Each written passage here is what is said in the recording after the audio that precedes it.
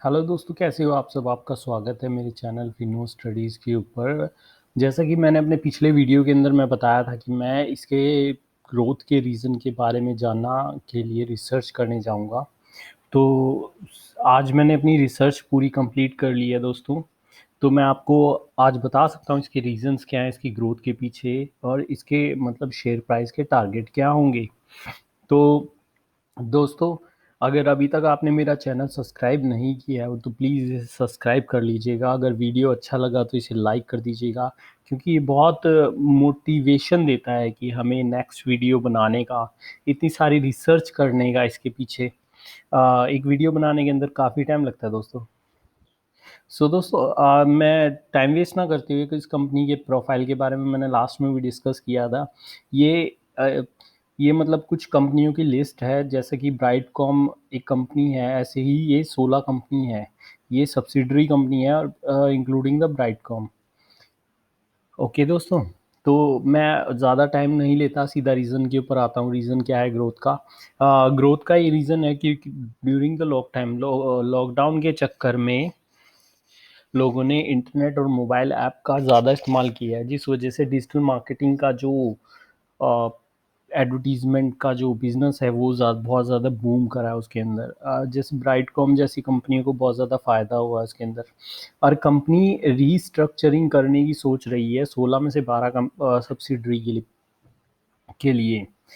तीसरा रीज़न दोस्तों ये है कि डिजिटल मीडिया और digital marketing, artificial intelligence and machine learning के अंदर अ, ये कंपनी बिजनेस करती है। आर्टिफिशियल इंटेलिजेंस का आगे ज़माना है, मशीन लर्निंग का आगे ज़माना है, मतलब फ्यूचर काफ़ी अच्छा है इस कंपनी का। और बस फंड फ्लो की थोड़ा सा इशू था इस कंपनी का, लेकिन वो रीस्ट्रक्चरिंग करने के बाद वो भी रिजॉल्व हो जाएगा। वो मैं आगे डिस्कस कर लूँगा कि इसकी पास की परफॉर्मेंस इतनी बुरी क्यों थी।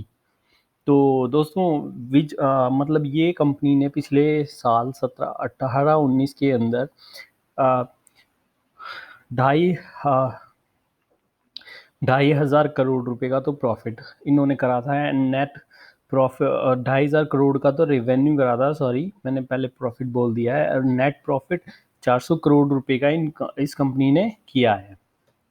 और इसके पीछे की मतलब बुरा होने के कारण क्या थे कि क्यों ये स्टॉक इतना गिरा था?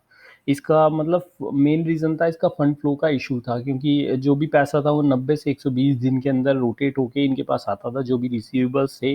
ये मैं नहीं कह रहा, ये सुरेश रेड्डी जी जो इस कंपनी के चेयरमैन एंड मैनेजिंग डायरेक्टर हैं, वो उन्होंने बताया था बिजनेस लाइन न्यूज़पेपर को। सो दोस्तों, मेन रीज़न इसका यही था, फंड फ्लो का इशू था। जो अब कंपनी रीस्ट्रक्चरिंग हो रही है उसके बाद देन ये इशू रिजॉल्व हो जाएगा। जो इनकी सिचुएशन थी वो बहुत सारी ख़त्म हो जाएगी, क्योंकि पिछले 7 साल से कंपनी ये इशू झेल रही है।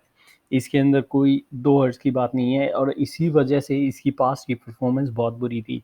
रीस्ट्रक्चरिंग करने के कारण ही, उसकी न्यूज़ के कारण ही इस मार्केट के अंदर, शेयर मार्केट के अंदर उछाल देखा गया था इस स्टॉक के अंदर।